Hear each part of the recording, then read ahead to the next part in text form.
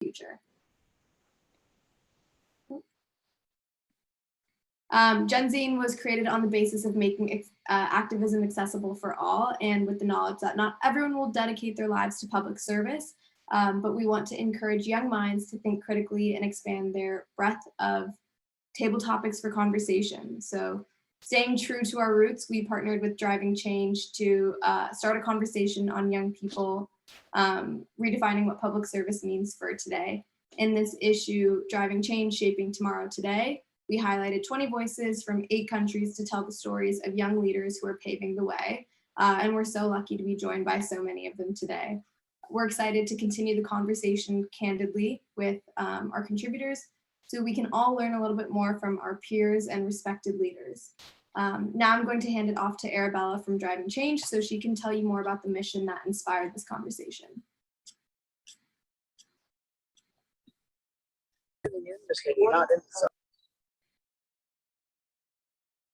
Arabella, I think you're muted.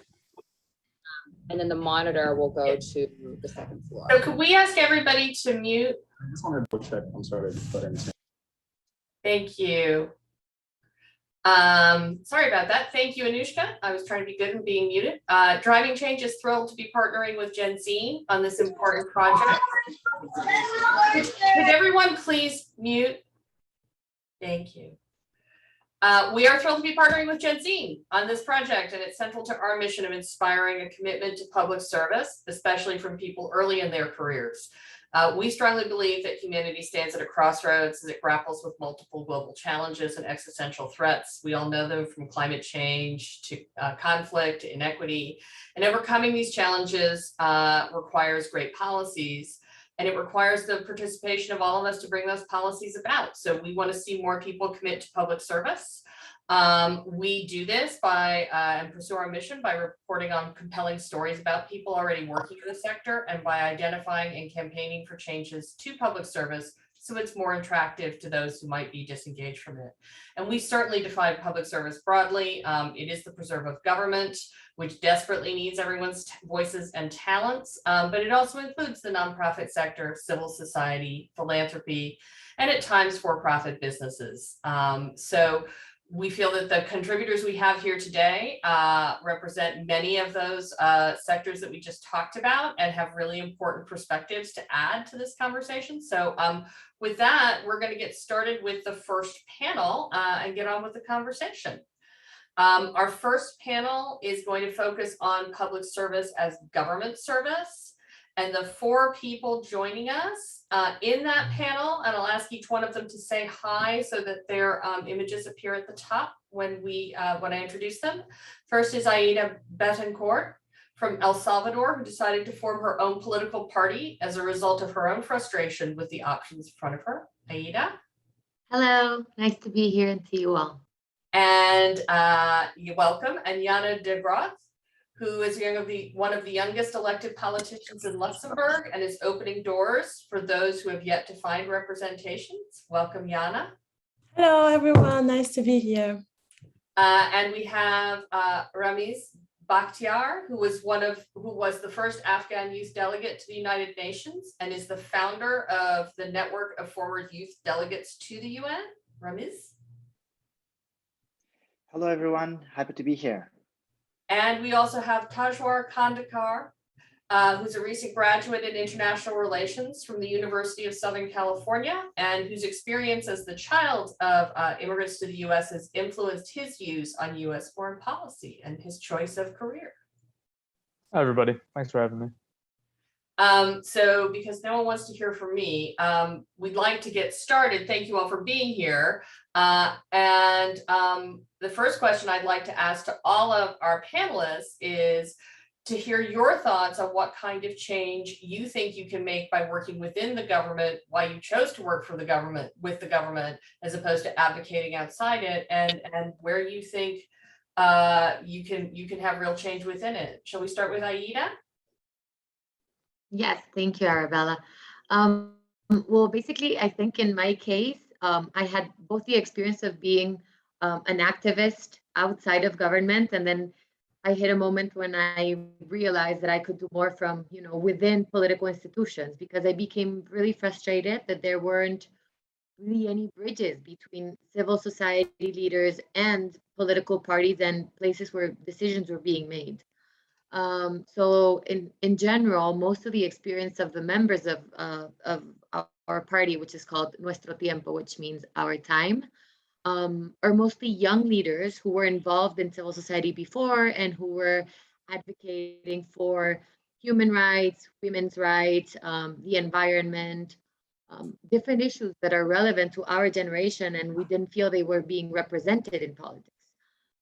So our participation is in Congress, and in general, I feel like countries that are participating here might share a little bit of the same experience, which is political leaders are of a different generation, and our generation's not necessarily being represented in these spaces.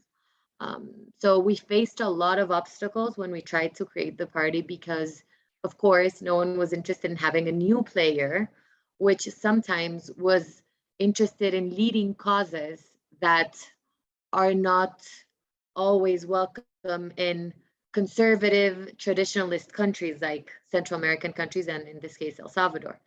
But that's why we felt it was all the more important to persevere in the mission of creating Nuestro Tiempo and really making sure that we could show that a different way of doing politics was possible. Because, for example, things which might be common sense and that might be evident to you all, which were, for example, trying to show that Congress members don't need a team of 5 security officers following them, or cars and gas for free and phones for free and lots of travel. And we tried to promote a way of doing politics in which privileges were not attached to the civil service. We thought, the only privilege is to be a civil servant and the rest is corruption. That's our motto. So that's why we wanted to show that it was possible. And that's what we're doing in Congress. We have 1 Congress member in our first election out of 84 Congress members in the Salvadoran parliament. And that's what we're doing. We're showing that it's possible. And that's, just a way of raising the standards of doing politics is what we wanted to achieve. That is awesome. Thank you. Yana, since you may want to talk to some of the same issues or some others. Peter? Can you repeat? Yes, about what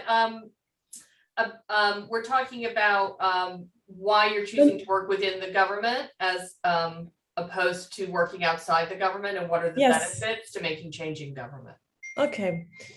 No, I knew, but I thought you said something else now at the end, but it's fine. Yes. So why I chose to run for office at the age of 21 is very simple. I was also very frustrated. I used to be an activist before that, and I realized that decision makers didn't take me serious. I also didn't really feel represented in Luxembourg, and I'm Luxembourgish and have a Black mother and a white father. So I have the Luxembourgish nationality, and I've been questioned a lot about on this. So I ran for office because I didn't feel represented. So I started on local level in my hometown, Steinsel, where I really, like at the age of 21, it's difficult because you have to appear like you're ready for this, and you have to convince people to vote for you.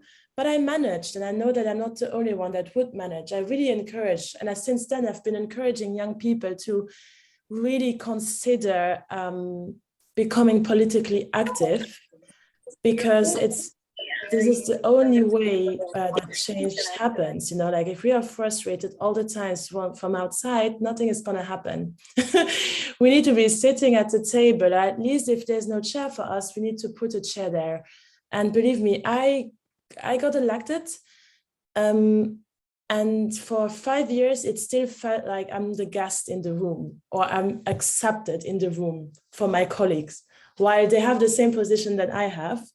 So they were always like, making me feel like I'm the youngest. I've been laughed at when I shared ideas, and it was really, really challenging. A lot of sexism, a lot of racism, but I never gave up. And I continued. And I think that the more young people take these spaces, the more our presence is normalized. Because currently, it's not the case.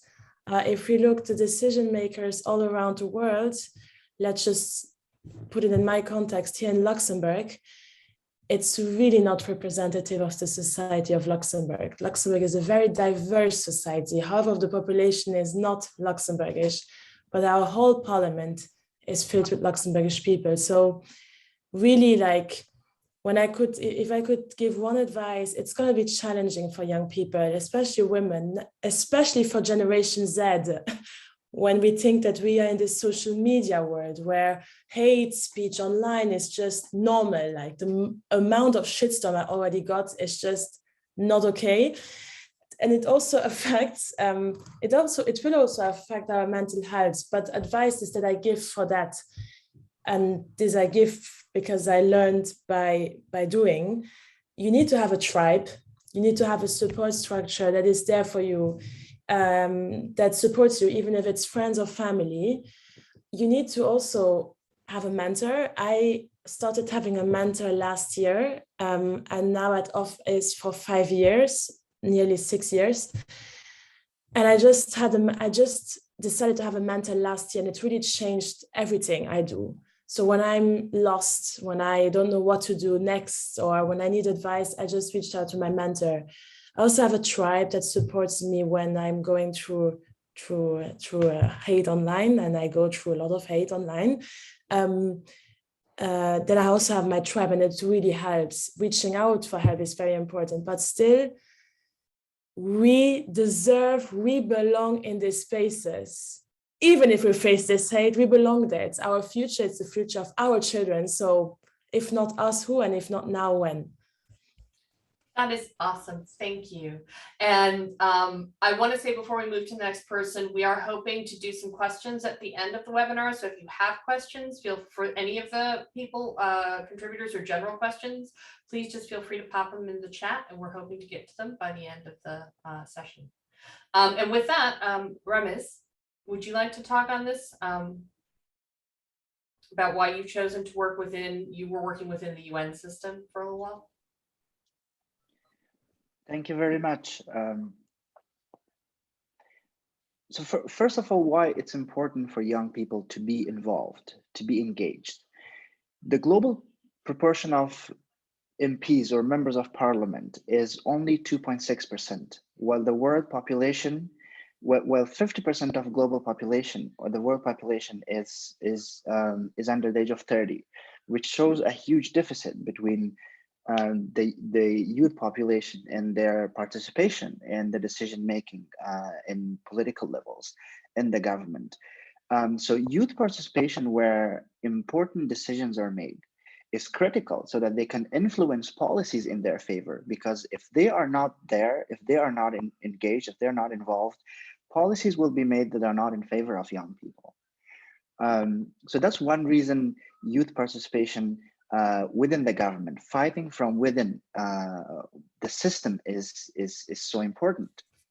We have been working with a group of UNU delegates from around the world for the past 1 year. I was a UN youth representative, and it's important to have the voices of young people heard at the top level, because youth are usually fighting from below, from the bottom level. But it's also important for young people to be at the middle out and at the top level.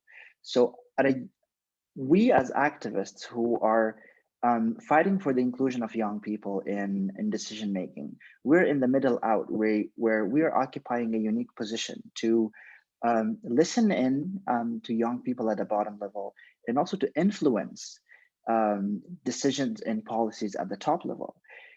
And secondly, it's also important because policies and the decisions that politicians or decisions maker are making has implications for our future. So it's critical for young people to be fighting for change from within the government, from within the system, as partners. So young people are not just receiving the receivers of the decisions that others are making, but they are a critical partner in what decisions are being made in the government around different issues. If it's before elections or after elections, or when important policies are made. That's great, thank you. And then Tajwar, since you're about to go into something that is more government related, I'm curious as to perhaps adding to this what you see as the opportunities as you go forward with your career to make change on the sort of government level. Yeah, certainly. So to begin with, I definitely don't have the same experience that the rest of my panel members here do in actually working in government and positions of power. So everything that I say has to come from a hypothetical sense. So take it with a grain of salt. But with all that said, the fundamental truths that all of them laid out, the fact that change does come from within systems and from governments, activism from the outside is important and plays a really critical role. But there is no denying the fact that the actual levers of power are all held within government and within powerful institutions. And without being a part of those institutions, it's hard to enforce any kind of change from the outside. The unfortunate reality is that political change takes a long, long time, right? We want things to get done and we want them to get done overnight because we know in our heart of hearts that these things need to happen. But the unfortunate reality is that the way that political processes play out, it takes years and decades to get things done.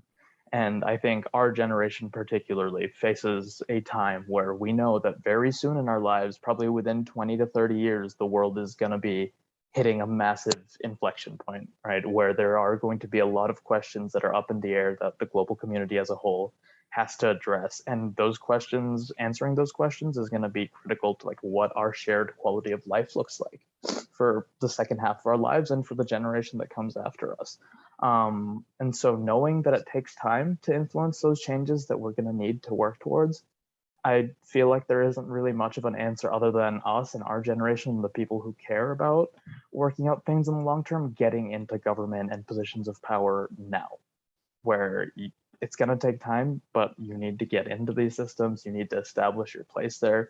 You got to find out how people who are already in these spaces are operating, why they're thinking the ways that they do, and to use that information over time to be able to leverage the kinds of changes that we want to see in the long run. Because from the outside looking in, we can say a lot and we can try to do a lot, but at the end of the day, the levers of power are where they are. And without being a part of those systems, it's going to be really hard to affect them. And I'm speaking for the United States specifically, but this goes everywhere. The positions of power in this country are held by, for the most part, very similar kinds of people, right? Because the processes are self-selecting and they have been self-selecting for decades to ensure that similar kinds of people are in these same places. But government and all institutions are reflections of the people who run them. And that, I think, is part of the problem that has plagued American foreign policy along with other institutions in this country for a long time. Because again, we have these same kinds of people. And so I think it is very important for people of varying backgrounds, varying experiences, varying lived experiences, whatever that might be, to be in part of government or to be involved in the government, so that as we deal with these changes in the long run, we have a representative group of people working within government to be government. The people in government are government. So that's why I do think that it is very important in the long run. That is so awesome. And it's actually a really good spot. While I would love to ask you all so many more questions, it is time to pass it over to Anushka for some other panelists. But thank you all for the service that you are doing and for your insights into that, because I think those were such wonderful answers. And Anushka, over to you. Absolutely. Thank you all for sharing. So on the flip side, from the top-down approach that government has to share in terms of institutions, the bottom-up approach is grassroots organizing. And finding community through grassroots organizing is a default reaction for many of us who are trying to make a difference today. It's what we know how to do and it feels accessible. So today I'm excited to chat with our panelists about the impact of grassroots organizing and when it's a good idea and when it's not. So we're joined first by Akashin Basu, the founder and president of Green Hope Foundation, which has helped over 225,000 people in 26 countries to take action to mitigate climate change. Jesua Lin, who is a Gen Zer from Myanmar, who has shared with us their experiences of not being able of not being interested in activism to being on the front lines of a movement as Myanmar was overthrown by military forces. And Evan from the ACLU of Georgia, who is the founder of the Georgia Youth Poll Project, which is a program geared towards recruiting college-age students to become poll workers. So I would love it if our three panelists could just start off by giving us a little bit of context about your organizations or perhaps what inspired you to take action, and specifically why you started your own organization / movement versus joining someone who is already pursuing the mission, and when that's a good idea to create your own and when it's not. So Evan, do you want to kick us off? Absolutely. So thank you for having me. Thank you to Gen-Zine. Thank you to Bring Change. This is an amazing event. So my project started, I always say that I didn't mean to start my project, and it definitely grew out of control, and that definitely did happen. So how my project started was when I was at Georgia State University. I was a member of the class of 2020. And my major project as a voting rights organizer on my campus was to get a precinct on my campus for students to vote at and have that precinct be student run. So we were able to open a precinct on my campus, and we were able to have 12 of my fellow students, including myself, to run the precinct, and we served 400 voters. Now, when we closed our precinct in the second week of March, what we were not expecting was our entire campus to shut down because of the COVID-19 pandemic. And then something we did not know was the fact that Georgia had switched over their election system in January of 2020. So what that meant was the students in my precinct were some of the only people in the entire state of Georgia that actually got hands-on in the field experience on Georgia's new election system before COVID. And because of that, we were some of the most trained in the county. So when COVID hit, I ended up moving home. I didn't really have anything to do, but because I happened to have worked on the new machinery, my first job out of college was me being appointed as a manager at a precinct in my county. And that's what I did. And during the start of the pandemic, as many of us remember or would like to forget, either one's fine, a lot of people did not want to serve as election workers, and rightfully so. You know, we served around 400 to 500 people a day. That's a lot of instances of becoming infected.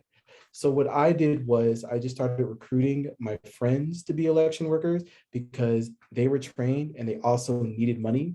And I realized that nobody else was recruiting young people to be election workers, but in order for our elections to happen in my state, they needed them. So I decided to start an Instagram, which grew into a nonprofit, which grew to a bigger nonprofit, and now we've merged with the ACLU to become the poll worker project at the ACLU.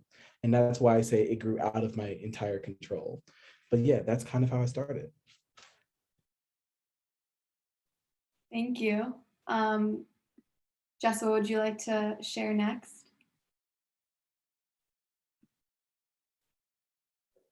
Hi, yes. Can you hear me okay? Yes, thank you. Yes. Actually, like I am a peace leader, but the military make me look ugly because like I cannot continue my peace building work in Myanmar because of the military coup. They are very cruel in Myanmar. So in terms of my work and grassroots societies in Myanmar, I have to say that one, the military coup takeovers in Myanmar, like all the universities and the schools have been closed. Students and children, they have no place to study. So I and my colleagues, we initiated the education platform, which is alternative to the military education. And specifically, it is like a challenge into the military education, military as well, because the military was trying to be a government. At that time, we are trying to provide the alternative education for the people who don't believe in military education. And in that case, like I initiated that aspect of like a new education like platform. At the same time, I also joined the another grassroots education institute which are founded by the young people. So what I want to say here is like, in the times of the crisis and emergency, we cannot choose like we cannot choose, do we need to initiate the organizations, or do we have to join or follow the other organization or other initiatives that led by the people. So in the time of crisis, all we have to care about is the impact and possibilities. So in the context of Myanmar, what we care about is impact and possibilities. Of course, young people are dynamic. That's why we can have many organizations in the grassroots level. For example, even though we are addressing the same issues and same problems, we have in Myanmar we have more than 100 organizations addressing the same and common issues. So that's not a problem. The thing that we need is like coordinations and manners. That's what I'm doing right now.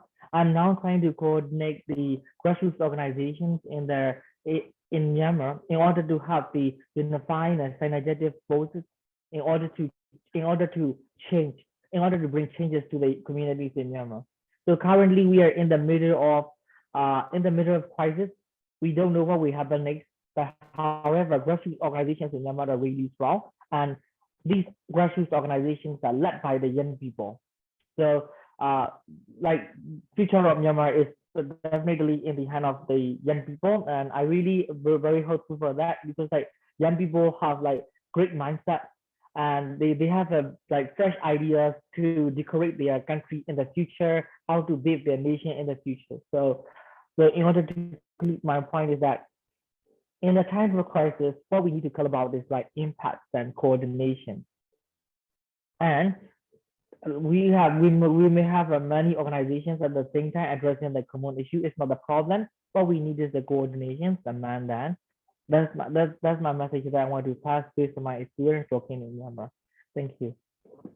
Thank you so much for sharing. That is a prime and very honorable example of taking your future into your own hands for the sake of yourself and your country. So we really appreciate you being here today. And finally, please tell us about the nonprofit that you started when you were 12 years old and how that spiraled into a global movement today. Sure. Hello, everyone. My name is Gaksha. I'm from Toronto, Canada. I am a United Nations Human Rights Champion and founder president of Green Hope Foundation, which, as was mentioned earlier, is a global NGO working across 26 countries. And we work across all the spheres of sustainable development and addressing all of the issues relating to sustainability, from biodiversity loss and climate change to gender equality and circular economy to clean energy technology to peace and nuclear disarmament. And more importantly, my team and I work to address the intersectionality of all of these issues using education for sustainable development to engage and empower young people and women specifically, but really all members of society to localize and work on solutions to implement solutions at the grassroots level.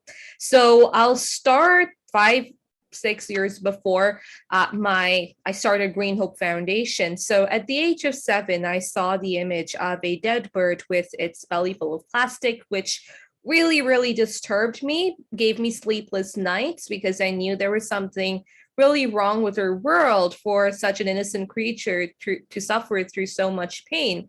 And that is what inspired me to take that first step on my own to create a healthy, sustainable planet for all. And I did that by planting my first tree on my 8th birthday. My birthday is World Environment Day, 5th June. So I felt that it was kind of my mission to be this person who would create a green and sustainable planet for all. And I continued my work on the ground. At the age of 11, my work got recognized by the United Nations. I was invited to speak at various conferences. But then at the age of 12, I was one of the youngest speakers at the largest sustainable development conference of the time, at Rio Plus 20. And I realized that out of the 50,000 delegates there were only 5 people under the age of 18. And as a 12-year-old, I felt this disparity very much in me. And I realized that there was a severe lack of inclusivity of young people and children particularly And as I looked deeper, literally everyone who should be at the forefront of the sustainability movement, there was this severe lack of inclusivity. And I decided to address that.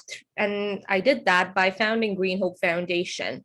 And speaking from my own lived experiences, I feel the road that one chooses for driving change is not as important as focusing on the outcome and the impact and adapting accordingly. Because even today, more than a decade since I embarked on my journey, and continuing to lead Green Hope Foundation while working with multiple other organizations, I must stress that starting an organization is easy. What you do next with it, how you scale it up, how you manage the sleepless nights and days worrying about your safety and the safety of your members on the ground, or where the next grant will come from to sustain your organization, all of this can be extremely daunting. And without proper planning and in the absence of a well-defined support system, it can actually just be the wrong path to take. And I've seen multiple instances of people starting organizations with a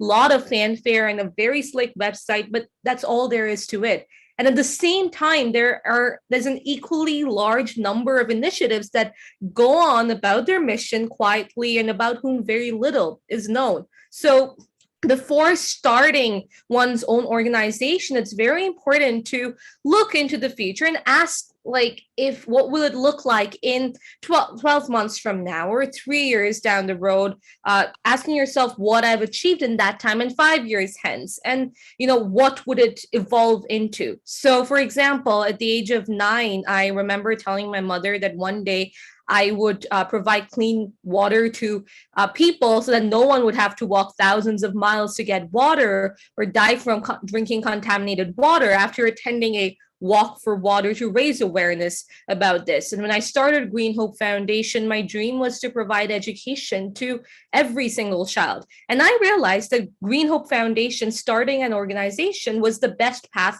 for me, but it probably wouldn't have been for someone else, and that is perfectly fine. And today, both of those dreams have come true. Green Hope Foundation has installed deep bore tube belts in several rural communities, solar irrigation systems that irrigate the fields of thousands of farmers across Asia and Africa.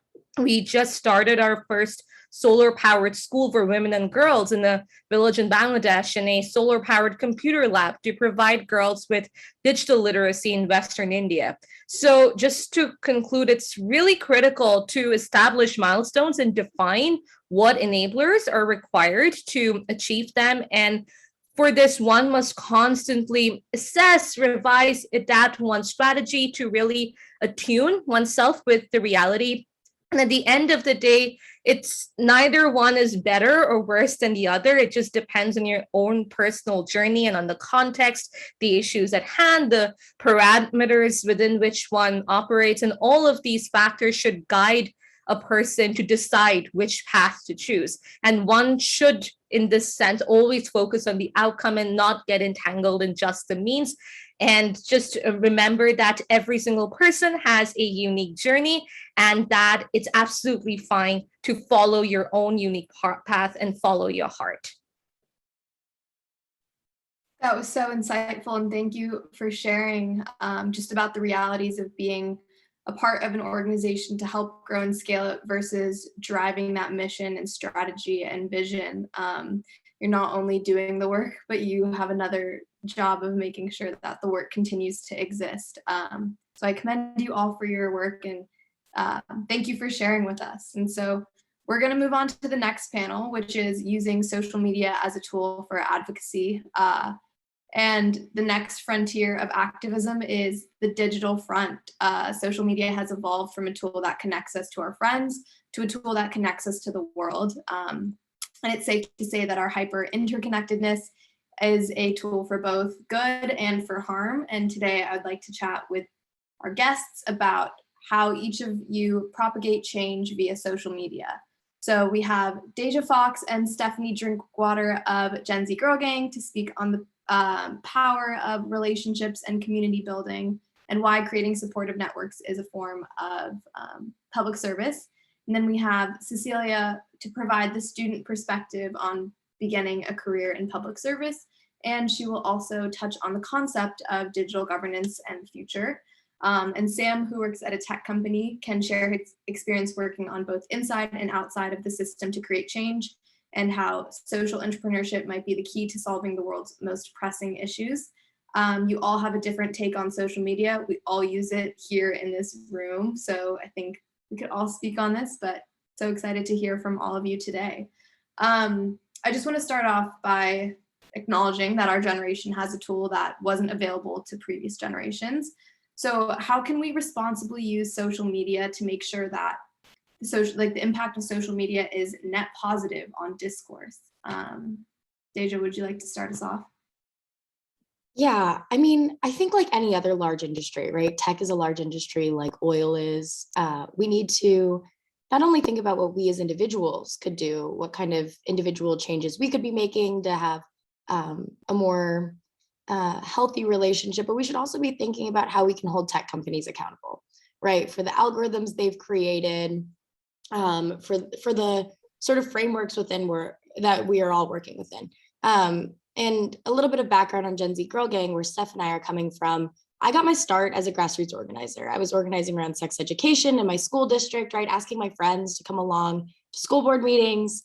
And then when I got to college, I really thought about how I could translate this relational organizing, this grassroots community building into a digital space, because I looked around and I felt like the people around me didn't share the same experiences, right? That they weren't my community, but instead that I was connecting with people online who were. And so that's kind of where Gen Z Girl Gang was born, out of my freshman year dorm.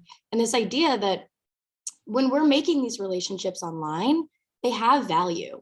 And that Gen Zers, particularly young women, femmes, non-binary folks, are pushing the boundaries of how we use those relationships, right? So maybe it's to create communities of well-being, right? Communities of mutual aid and mutual care. Maybe it's to create professional opportunities by sharing, job offers and internships. And so I saw this happening organically online, and I was interested in creating an organization that celebrated it, that celebrated the connectors and the community builders, and gave them really hone in on those strategies. And like I've said before, I think there's only so much that we can do as individuals and even as communities on these platforms. And so another side of our work is definitely providing that feedback on how these platforms could be better suited to really be community building tools. So that's a little bit about us and what we do. Thank you for sharing. Ceci, do you want to chat on the responsibility of us as users or as institutions for social impact? Yeah, I guess one thing I really did want to touch on in terms of like the individual perspective, I do think, of course, platforms ultimately need to be held accountable for creating a safe, healthy space online for discourse to happen organically and for misinformation to be curtailed. There's also responsibility with users as well. I feel like being a college student, it's really exciting to see how much people are using social media platforms to share their own beliefs, to discuss with their friends, to comment on pertinent social issues that are happening. But just one trend that I've noticed is just like, I feel like there's a lack of conversation about like what responsibility we have as users, even if we don't have a huge platform, to kind of just make sure that the content that we're sharing is correct, if we're informed enough to be speaking on this issue, and things along that line. I feel like in this kind of like hyperactive period on social media, and I feel like a lot of people are very quick to share things without doing prior research, without kind of educating themselves on the issue. And that's just a trend that I've noticed a bit as a college student. Over the past year, I've seen multiple people share graphics that were later shown to be like photoshopped or misinformation without kind of checking their intel before posting it. And I think that that's just one trend that we should be aware of as individual users. But ultimately, of course, I think the responsibility lies with the platforms. They're the ones who are creating the algorithms, are the ones creating the policy that ultimately allow for disinformation and hate speech to be spread across the platforms, and they ultimately have the control. That's something I'm really interested in. I interned last summer at an organization tasked with kind of building global governance models for dealing with content moderation on major social media platforms. And that is where I'll be working next year.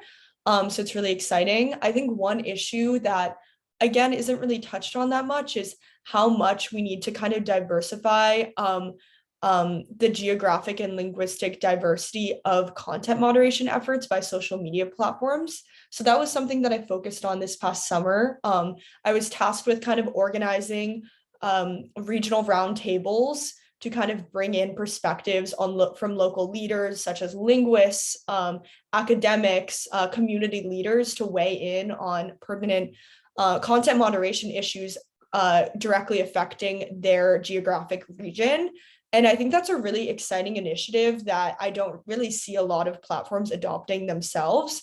And I think that so often decisions on like content moderation and policy are made oftentimes by leaders in the Western world without considering all the different cultural intricacies, linguistic intricacies that often arise from conversations on social media. So I think one trend that I'm really excited to kind of push for in the future and dedicate my career towards is just ensuring that content moderation is inclusive. It brings in diverse voices, and it's not just made by like leaders in Silicon Valley who don't really have an understanding of all of the different complexities of social issues, culture, language, etc. So that's just kind of my perspective. Thank you for sharing. Sam, let's hear from you, and then we'll go back to Stephanie. Okay, I appreciate that this is the final panel and people are probably itching to ask questions, so I'll try to keep this short. So a little bit about me, I guess, high level. I work at Meta, which is Facebook and Instagram, for those of y'all who haven't heard of the new name change. And I definitely appreciate that for many, big social platforms kind of feel like black holes sometimes, and you're like, what is actually going on behind the scenes. Today I'm here to talk more about my individual experiences kind of before I joined Meta, but I do appreciate that there are probably some interesting conversations to be had here. A little bit about me. I'm from Texas, grew up in the US, but my family are immigrants to the US from Taiwan.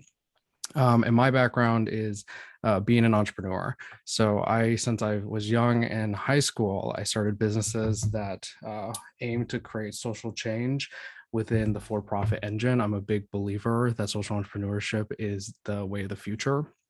And organizations that can simultaneously accomplish good things while still driving profit are both financially and hopefully in many other ways sustainable. And after doing that for a few years, I started a nonprofit, which helped other young people start their own nonprofits and social enterprises. Because I did feel like at the time, and I still do feel like there are a lot of great people who are very smart, very good people, and they want to do things for their local communities, but it's hard to get started. After doing that for a number of years, I got an opportunity to join Meta because I had done some work, or Facebook as it was called at the time, because I had done a lot of work in marketing, and I was fairly good at it and good at communicating with people, getting messages out there, building campaigns, and really trying to drive change because I'd done it so much with local nonprofits and as a business owner myself. So today what I do at this very large company is I work with nonprofits of all sizes and governments, particularly the federal government, to help them accomplish what they would like to hopefully do to drive change for their communities. So a lot of this is driving PSAs, public service announcements, health information, things to combat misinformation, helping to get information to people who need it every day. And I think some of the things that I would encourage people to think about, especially if they're considering, where do I want to go with my career? How do I want to think about next steps, especially if I have so much experience creating my own nonprofit or building my own organization, is definitely focus on what are the problems that you're trying to solve. You can do it in many different ways. Like I've done it as somebody who's done it both in a business and a nonprofit and now at a very large corporation. As long as you're focusing on the problems that you want to solve, you can find different ways to accomplish that. And don't be afraid to be an entrepreneur. I don't want to discourage anyone from doing what they're already doing, but entrepreneurship is a phenomenal concept, which is like, how can you encourage large organizations, large corporations to really expand and diversify how they're tackling different problems and drive change internally. And I think somebody earlier, one of the panelists was talking about that as well, like find different influential positions and voice your perspective, especially your perspective as somebody who is Gen Z. And the last thought is just like when you're making career changes, focus on the kind of skills that you want to learn. What is really important to you? For me, when at every step that I made, whether I was in my own business or building a nonprofit or anything, I was always focused on like, what am I trying to learn so that I can become better, so that I can solve these bigger issues more effectively, whether it's learning how to influence others or learning how to, maybe even very tactical things like build a website, raise money, right? Like these are all things where if you can find places and good mentors to learn from, that's also really important. So those are my recommendations. Thank you. Kind of going off of that realm of entrepreneurship, I actually, Stephanie, want to ask this question to you first. It's still through the realm of social media, but talking about the best platforms for online advocacy, and also if you were to create your own, or like, what would you do with it? So maybe if you were to work for your favorite platform for online advocacy, how would you make it better? That is a creative question. I like it. I don't know. I think like something I've spoken about Gen Z Girl Gang that I really love is that like we really feel like a community and not like a social media following. And I think if I could create like an ideal platform, it would be something that just really focuses on that like community aspect and making people feel connected to one another and like empowered to have those conversations with each other. And like one of my favorite things that we do is like creating group chats for people to connect and connecting people to work on projects together. Just like I don't know, a platform where people can do that more with one another. I think that like all platforms are very focused on like video content right now. And I think that that's really, cool to be able to hear a lot of different people's like voices and perspectives on different issues, learning from people like we are right now, like all over the world and like what they're doing. So I think continuing that way to, hear from other people and I guess just a place that fosters more like real connection with each other online. Like join Gen Z Girl Gang on Geneva. Yes, we have a Geneva home where we have a bunch of different group chats to connect people. So that's one way that we're working on furthering that online. Love it. Deja, would you add anything to that? I really love the perspectives that you shared, and that also Ceci was able to share on the misinformation side. You guys spoke on the community and love and positivity side of social media. Yeah, I mean, I think Steph hit the nail on the head, right? That what we're trying to do at Gen Z Girl Gang is kind of break the platform. We're not using Instagram in the way that it's meant to be used. And I think that that's exciting. It's not top down. It's really community driven. When we first got started, even in our origin story, we launched, or we rather had like this soft launch in March. And then used our stories for the next month to let people vote on our mission and our logo and our colors, because we wanted people to know that this was theirs, that they owned it as much as we did. Similarly, we share opportunities every week to our story, and all of those are community sourced in a DM group chat.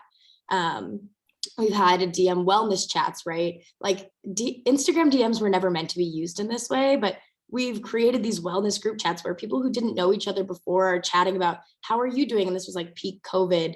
Are you guys staying like healthy? Are you hydrating today? And you know, it had a real tangible impact. There was someone who was short on rent and someone else who had just gotten their stimulus check who connected, who had never met before in this group chat to make sure that that person was taken care of. And this is exactly what we're trying to do at Gen Z Girl Gang, is use this power of connection, this infinite connection we have to one another, to really create tangible and personal change, right? That we believe that there's power in our personal networks, that these digital relations actually have a lot of value. And that if we can mobilize it, we can make our own lives better, right? We can be happier in our personal and our professional lives. And that we can center young women, femmes, and non-binary folks at the front of this digital revolution. Because in fact, they are the ones creating these new strategies. So, you know, if I could think of any ways that I would change it, and we're already sort of doing this work with Instagram by providing them this feedback, it would be exactly what Steph said, to center community building and action-driven connection. Thank you. Ceci, would you have, what would you imagine for a social media platform that had no misinformation?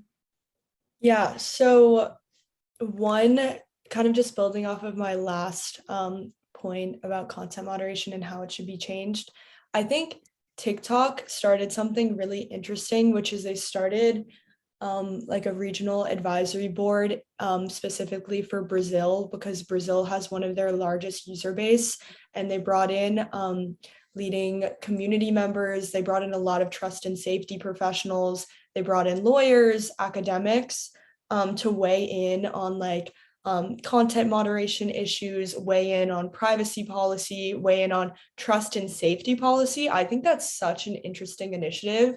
And I think that if platforms like TikTok and like other major social media platforms created like Facebook oversight board-esque models, but regionally based, that would be so interesting and such a cool way to kind of bring in like alternative voices. And I also think that that would that partnered with just greatly expanding the number of content moderators they have and increasing investment in human moderators rather than AI technology. Because obviously AI technology has proven to make tons of mistakes in terms of content moderation, really not good at interpreting jokes, humor, any kind of sarcasm, things like that. So I think the partnership of investing in more human moderators and then kind of creating these like regional advisory councils would be a really cool way to kind of combat misinformation on platforms. I could also go into just like all the other ways that major social media platforms could be changed based on like my perspective as a Gen Zer, but I feel like we don't have a lot of time, so I will pass on that. No worries. Thank you all for sharing your absolutely brilliant and fantastic minds with us. There's one question that I'm going to ask to open it up to the panelists again, everyone, and it ties back to why we're here in the first place, and it's redefining public service for younger generations to become more accessible and approachable. And Ida, I want to start this one with you. If public service were a brand, how would you rebrand it? How would you make it more fun to young people? And starting off by creating your own political party, I feel like you're a great person to answer this question. Thank you, Anushka. I think, and jumping on the reflections of the last panel, I think we have the advantage of being, you know, more familiar with social media than the older generations and older political parties that are more traditional and have a different way of communicating with their bases and attracting, you know, the younger generation. And I would definitely make it much more approachable, much more familiar, and tell more about, you know, the everyday life in Congress, for example. That is something that seems so out of reach. But then if you explain it to people in a very, you know, simple way, I think it becomes much more interesting, and citizens can see, you know, the impact of why and who they elect into office really can make a difference. So for example, we've been doing that. For example, during the campaign, we did a lot of, you know, selfie videos of us preparing for interviews or shooting the campaign videos, or telling them how we approach visiting households of people who didn't know about the party, or the process of creating a political party, which also seems something that's so complicated. But you just make it more digestible by communicating directly to people. We have that privilege of talking directly to people without having to recur to traditional media, which, you know, adds an intermediary, which sometimes makes communication less fluent. So I think just like talking directly to people and making these institutions much more accessible is a way of rebranding political parties, of rebranding politics in itself, and just getting more youth involved. Thank you. And yes, David, we will be taking questions from listeners if you want to submit a question. Ramiz, would you like to share about debunking diplomacy and how young people can actually have a seat at very important tables around the world?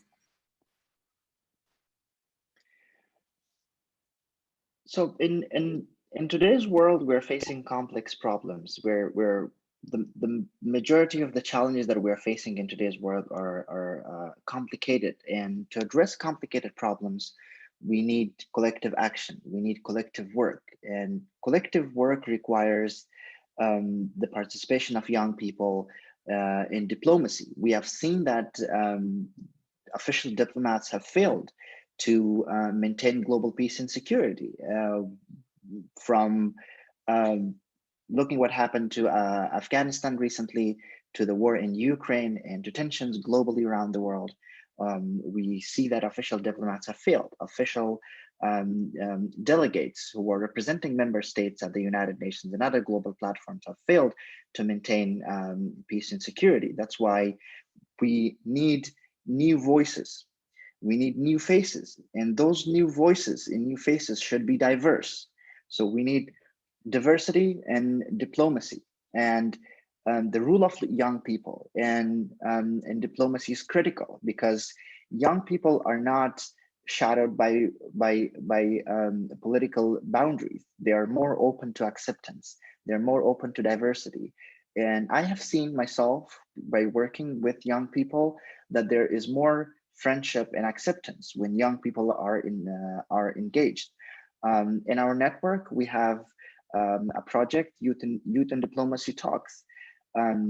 Youth and diplomacy is not a common concept in international politics, but it's important to have young people engaged in diplomacy through different means and methods. For example, including more young people in official delegations of UN member states to different UN United Nations sessions, for example, the UN General Assembly, or for example, expanding the UN Youth Delegate Program, so that young people have an opportunity to speak, and to speak on behalf of their fellow young people in rooms, for example, the UN Security Council, where where decisions are made that can actually have huge consequences in good or in a bad way. Unfortunately, we are seeing it in a bad way, and young people are being affected by that.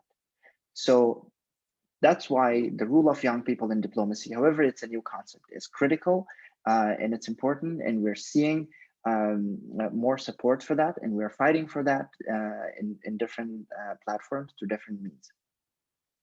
Awesome. Thank you so much for sharing. And thank you to all of our fabulous contributors and panelists for joining us today. I just want to be conscious of the time. So if you have to run, thank you so much for joining us today.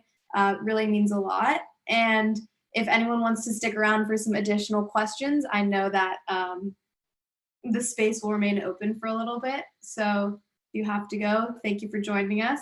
But if not, I would love to open up one more question that we got as an audience submission. And that was, this is for Tajwar, about the current state of government in the United States.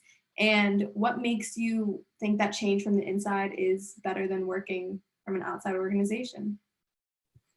Better is a funny word to work with, because sometimes given the question of how to best change the United States system of government or the way that it works, it feels pretty daunting, and it doesn't feel like there is any good way to get about to doing it. But the core reason that I feel that working within government rather than from the outside lends you more agency to actually inducing change is because, you know, the actual processes of power, people who make decisions that actually define what policy gets made, those people are within those spheres, and the people that they listen to is genuinely a really closed group. The people who are working in Congress at the different levels of the executive branch, even in the judiciary, those people are listening to a very small group of people, their advisors, the people around them, and those voices are generally in a very confined realm of thought. And for that reason, as much as people from the outside have good ideas, good thoughts, reasonable ways to influence meaningful change, a lot of the time those voices are just not going to get through and not be listened to, no matter how good their ideas are, no matter how meaningful they are either. So at the end of the day, you know, if you want to influence change in the long run, you have to be where the change is being made, or where it's going to be made in a tangible form. That's kind of where I come to with that, at least picking the sides of that divide. Yeah, no worries. Thank you. Arabella and Paul, did you have anything to add to the conversation, or are we ready to wrap up? I think all I'd like to say is thank you to all of you for such a phenomenal conversation.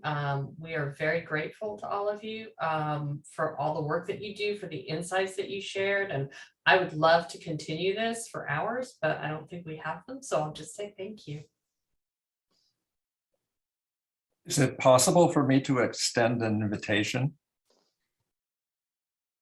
Yes. Yes, if you put your information in the chat, then we can. Oh, sorry. Well, I will put the information in the chat, but there might be some interaction required. On 19 May in Washington, D.C., a group is assembling that includes people who have studied the attempts to create grand bargains in the past. These are agreements across I see people shaking their heads, so well informed.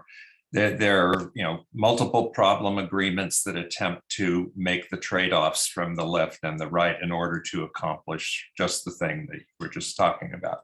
So the reason I joined this is we'd love to have some young people join this lunch, and I'm glad to share information about it. I am on LinkedIn, David L. Wilcox, and I've worked for 10 years with social entrepreneurs all over the world, helping them scale, including 21 trips to India in the last 5 years. So I'm not your typical gray-haired white guy. But it will be in Washington, D.C., a lunch the 19th of December. We'd love to have a couple of you join us. And we can share more information through the magazine if you're interested in hearing more about that. Yeah. Thank you. No, thanks. David, if you just want to send either us or Driving Change an email, and we can circulate this information with the rest of the panel as well. So thank you for being here. But for everyone else, it's been a pleasure having you. Thanks for sticking around. Enjoy the rest of your day. Bye. Thanks so much, everyone. Thanks, Thank you, Anushka. Anushka.